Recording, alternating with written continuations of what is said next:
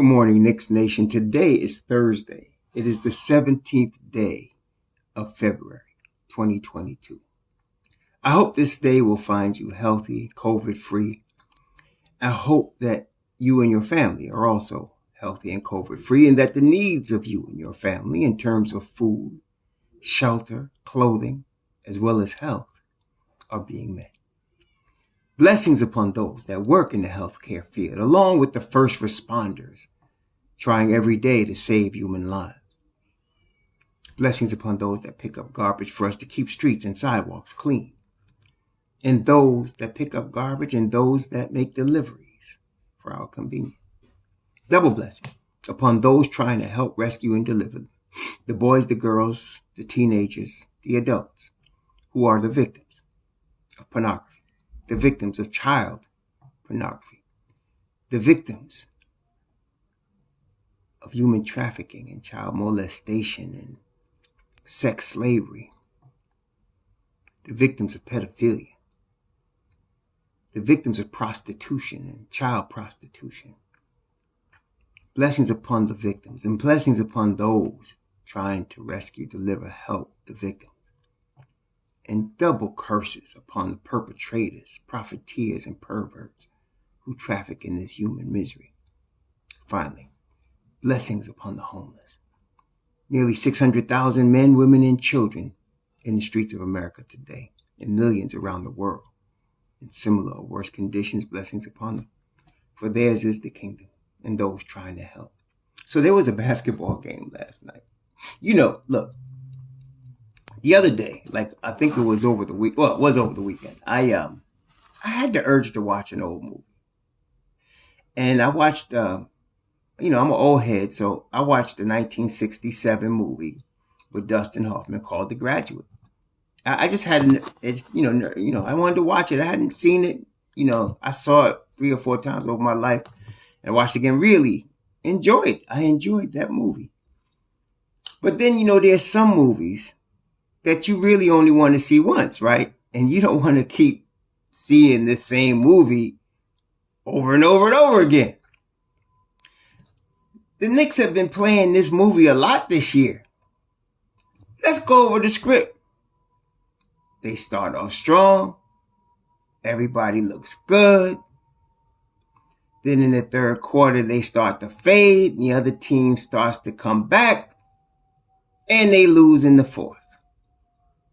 This is coupled with some questionable substitutions, usually by Coach Thibodeau. And of course, the same press conference, we got to get better. We got to do better in the fourth. There was a little bit of difference this time, though, I have to say. And I don't know if it means anything, really, because Thibodeau, whatever. But he said we're going to have to make some changes. That's what he did say this time. And he said some people are going to get some opportunities. I don't know what that means.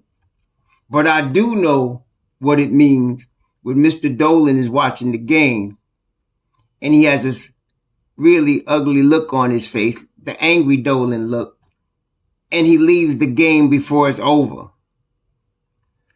I do know what that means. I ain't saying they're going to fire Thibodeau, but if they did, as you know, I'd understand. I don't think they're going to fire him. I think what's going to happen is they're going to have a talk. I mean, we talked about this yesterday. And some of y'all getting impatient about, you said there's going to be change. You said there's going to be change. Y'all need to relax. It's something how, the worst situations bring out the worst in some people. So you kind of see what people are made out of. And the worst situations bring out the worst in them. And it's not like accidental. They're going to always act like that in the worst of times. And that's a bad way to live. And it's even a worse way to die. Just letting y'all know. But they're going to have a talk. And changes are going to be made. By the way, Miles McBride, 23 points, 9 assists last night. Every time he shows up, I think they lost one game in the G League when he has played. But other than that, I think they win every game he comes down here to play.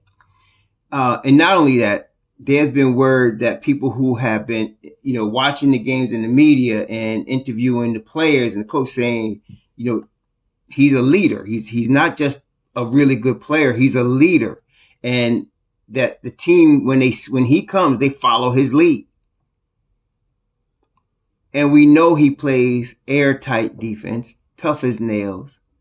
And when he really gets going, he don't have to be hot, but when he gets to sweat and gets in his rhythm, his shot starts falling too. He makes good decisions with the basketball as well. And the Knicks need a point guard.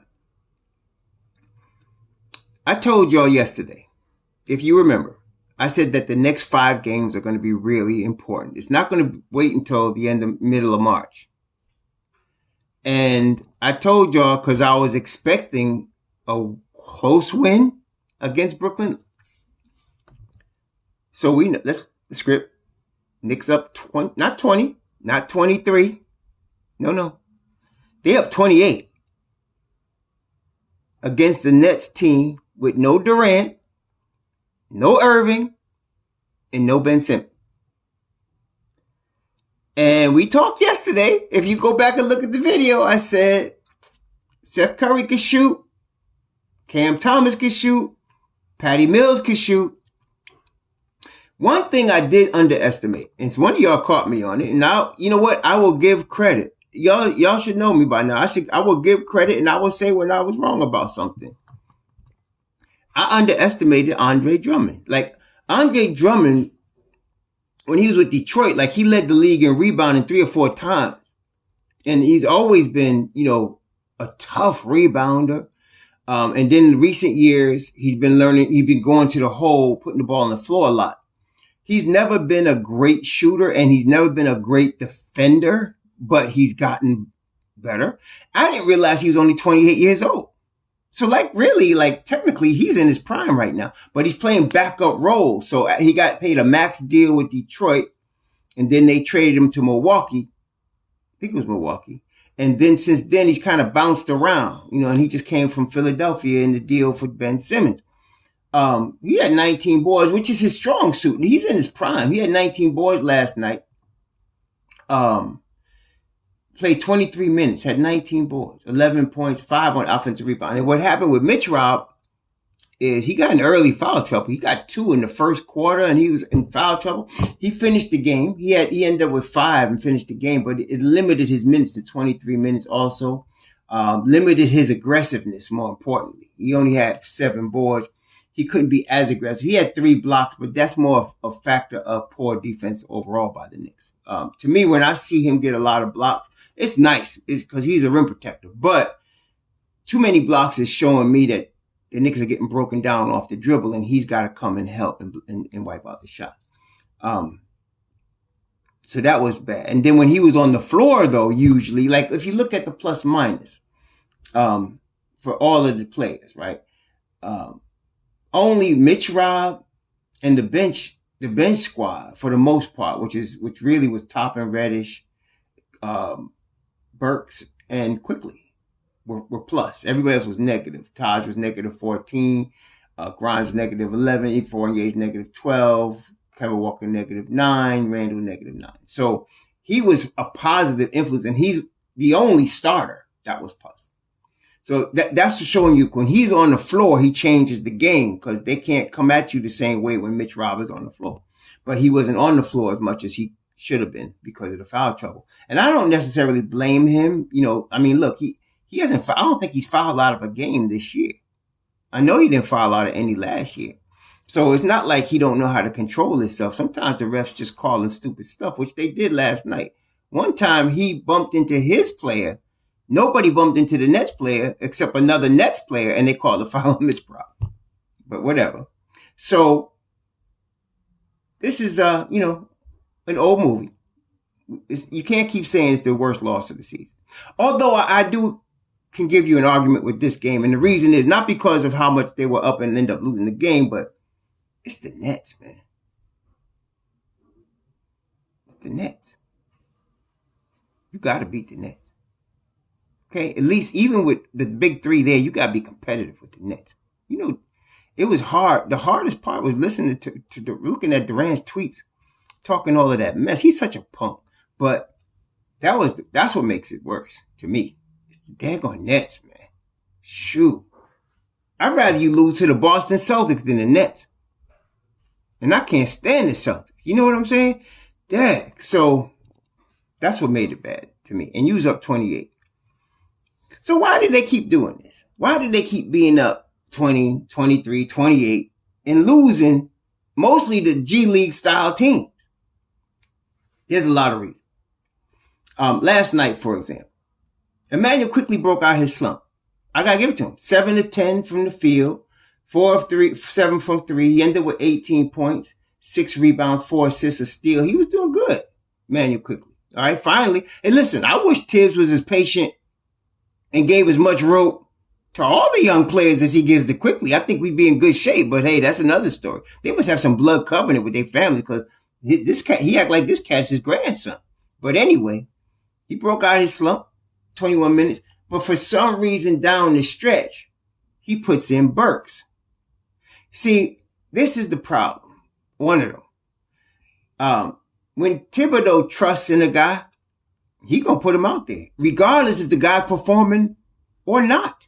The other night, we know up until last night, quickly was stinking. And it wasn't just for a couple of games. He's been stinking for a couple of months.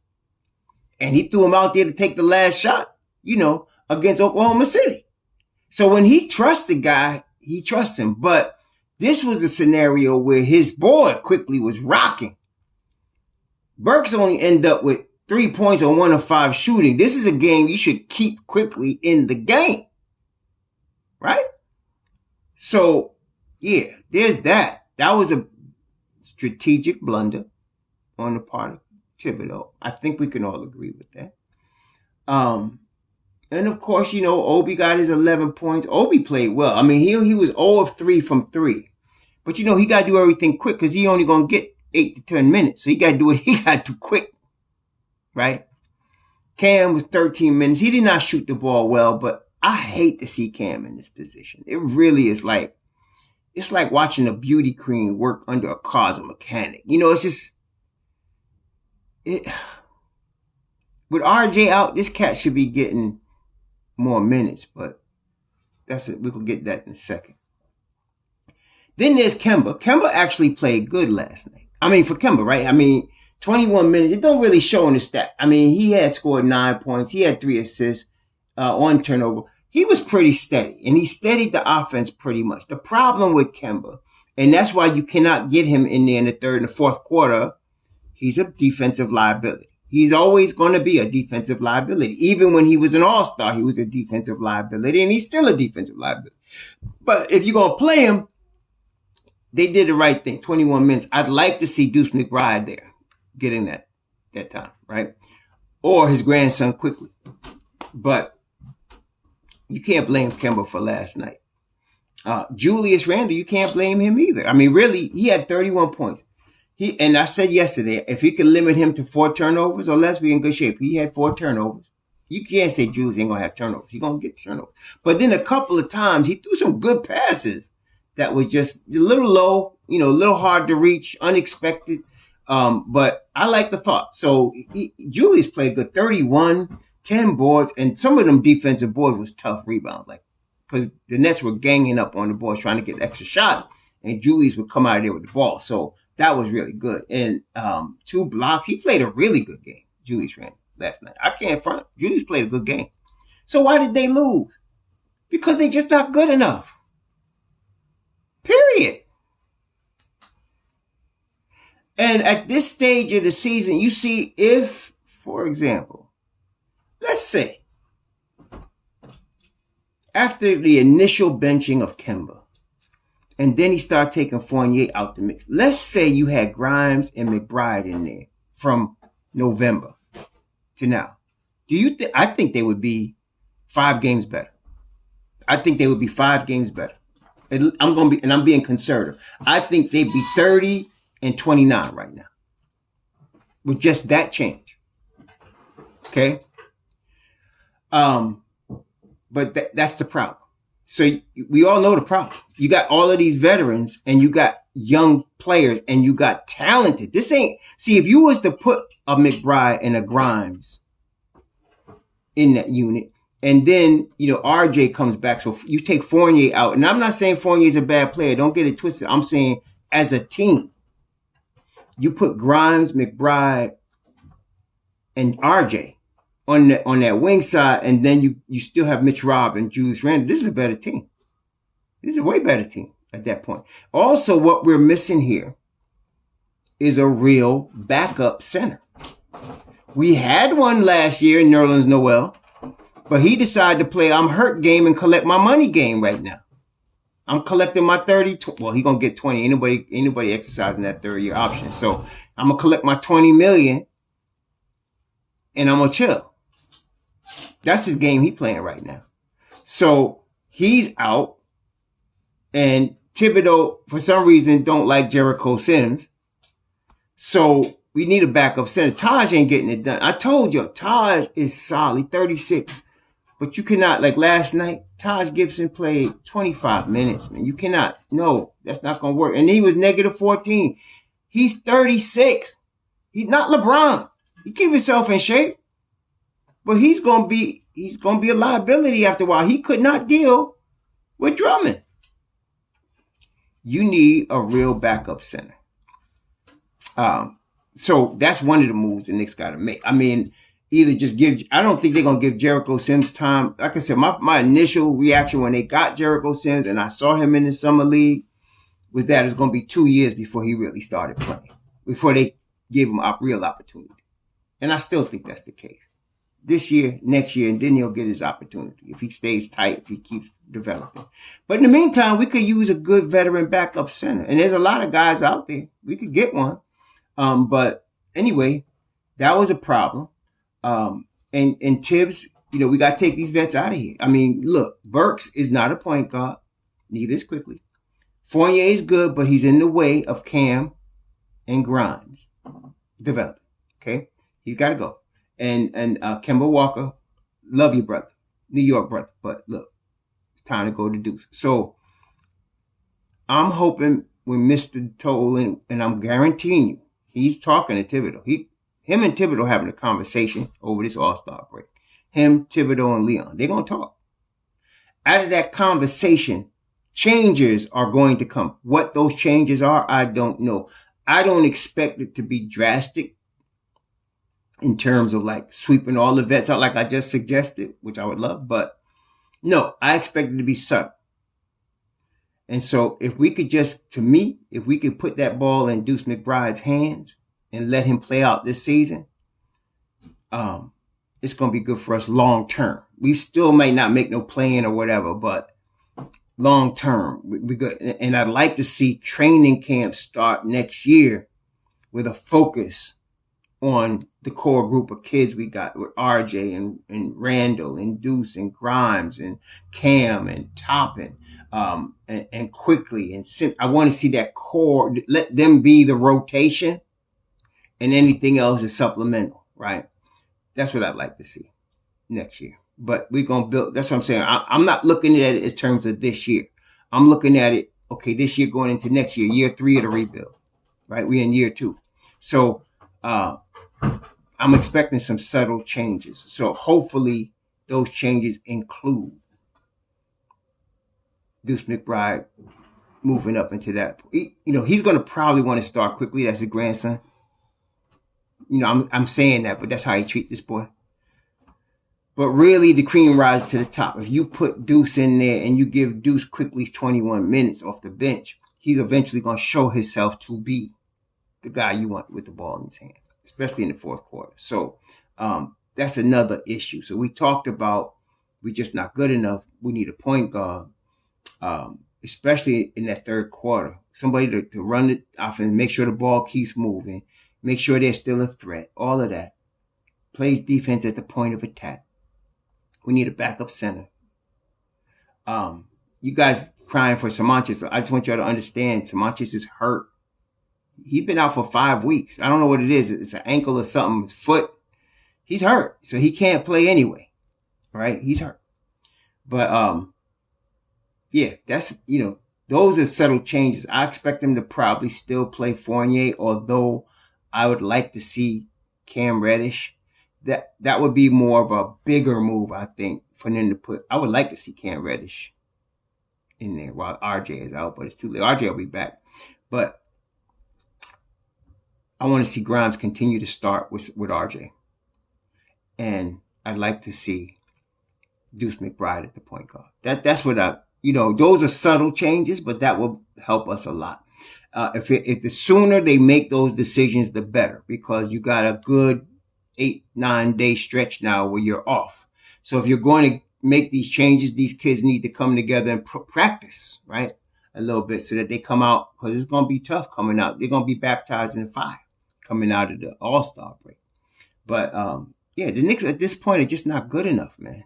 They're playing, and like I said, I keep saying, they're playing like a young team. They're playing like Oklahoma City. They're playing like Orlando, where they can get a big lead on any team and then lose it on any team. That's a young team sign. And to be playing these veterans when you're playing like a young team is kind of ridiculous. It really is. So, at this point, I'm expecting Dolan, and I'm 100% sure he's going to have a conversation with Tom Thibodeau. And Thibodeau said at the conference, last year, we didn't start getting it together to the end. That ain't going to fly this year. The defense is nowhere near what it was last year. All year last year, the Knicks had a great defense, right? So you can expect, and I told y'all, defensive teams get better as the year go on. We haven't been a defensive team this year. We've been a terrible defensive team this year. So the first thing to do is shore up the defense. And you cannot do that with this crew. They have proven to you this rotation, this lineup, they can't do it. Period. They're not going to get any better defensively. They are what they are. All right. So that's the first thing. You got to shore up the defense. Now, if the Knicks if they make the suggested changes I'm talking about with Grimes and Deuce starting with RJ, and you keep that, and then you bring Reddish up in the rotation with Toppin. Let's cut back on Dick Gibson's minutes. Let's try to get some Sims in there with quickly. And you got D Rose coming back, so you got put him in the mix, of course. Now I think we can reestablish the defensive identity and then maybe make a run for the play-in. If we make a run and get to play-in with these kids, I'll be very happy with that. If we could do that, I'll be very happy with that. I think y'all would too. I think y'all take that, right? So let's see what happens. But I'm feeling pretty good. I'm not feeling bad today, because even though they stuck to the script that that's an old movie, it's a bad movie, but that just made Dolan decide, okay, I'm coming out of my office now, and we're going to talk, sirs. And so we're going to see what happens. And so I'm kind of waiting and seeing over the next couple of days. There's going to be no games, obviously. So if you see me again, it's because something happened. Dolan says something happened. The changes are official or something. We're going to see. But, anyway, y'all have a good Thursday. Enjoy. Be safe out there. Sure.